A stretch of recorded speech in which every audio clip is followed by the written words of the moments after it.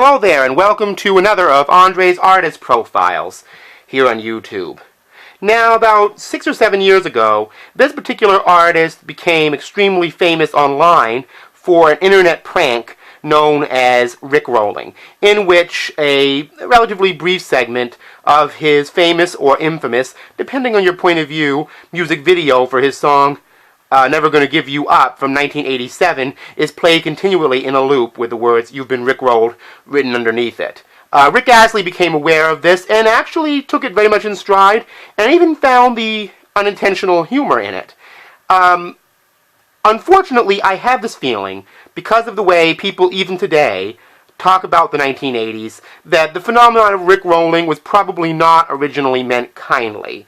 There is tended to be a very anti-80s album, which I discussed thoroughly, 80s attitude, I should say, among music fans, and a lot of people who are music lovers are not even aware, perhaps, of how much the music press of the 1990s has really instructed and maybe even somewhat unintentionally brainwashed them into disliking the music of the 1980s unless it was what they thought it should be. But I'm not going to go off with soapboxing on that issue. I've done that quite enough. I'm going to focus on Rick Astley, who, despite the perhaps mean-spirited phenomenon of Rickrolling, which I find hilarious on a kind of laughing with you level, Rick Astley was an extremely talented artist with a real booming bass soul voice that, I don't hear that kind of voice very often. But the fact that he was a very young-looking guy and, very teeny-bopper friendly in his day, I think that had a lot to do with why he's been ridiculed somewhat mockingly. This is his first album, called Whenever You Need Somebody. It's actually a very, very consistent album. If you like the hits Never Gonna Give You Up and Together Forever, you'll find a lot of really good things on this album. It's actually a very funky record for its day. Of course, it was produced by the Stock Aitken Waterman production team, who were very famous in the day for producing a lot of different people. The next album came in 1988, and it's called Hold Me in Your Arms. This is a bit more of a dancey collection. I don't know if it was as big a hit, but more of the dance disco end of things rather than, the R&B funkier edges of the first album.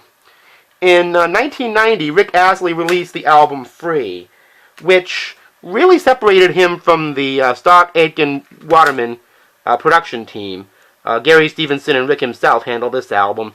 This album is a bit more on the lush soul side, more like a Lisa Stansfield kind of record, with more social concerns and adult-oriented lyrics creeping into the lyrics. When I say adult contemporary, not, pornographic by any means.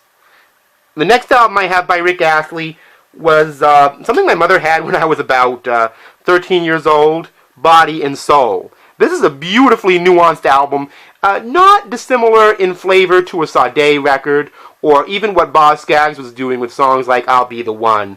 A very nice, chill-out, kind of soul, jazz, cinematic groove. It really takes a good cue from Free and tries to develop Rick Astley as a serious artist. The Ones You Love is a song that was very gospel-oriented, and I really think is probably pretty underrated. So, if you just think of Rick Astley as a guy who is kind of an internet phenomenon for Rickrolling, and hear people say, oh, he was cheesy, and other insulting words people often use toward the 80s, I'm going to check this guy out objectively and see what you think. And today's Rick Astley's birthday, and a big happy birthday to Rick Astley here. And this is Andre, signing out. See you next time.